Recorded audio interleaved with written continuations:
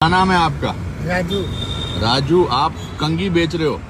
मेरे को कंघी बेचना थोड़ा सा गलत हो जाएगा, है ना? सही बात। पर आपने कहा आज आपका बर्थडे है। Happy birthday. Thank you. कहाँ के रहने वाले हो? घाट को पर। यहाँ कोई घर वाले कहाँ हैं? आज आप बर्थडे आज आपका घर वाले आपके, घर पे। तो आप यहाँ कंघी बेचते हो। हाँ। कोई खरीदता है? कितने की है? 20 रुपए की। मेरे को तो कंघी की जरूरत नहीं है, मगर ये आप रख लो। रखो। नहीं मेरे को मेरा क्या? सारा कंगी बिक जाएगा। आपका एक खरीदना है तो। और मैं कंघी मुझे कंघी बेच रहे हैं। आप अनुपम खेर हो। मैं अनुपम खेर हूँ। अच्छा लगा आपसे मिलकर। अच्छा। Happy birthday. Thank you. God bless you. Thank you. एक मिनट रुको, ये और रखो।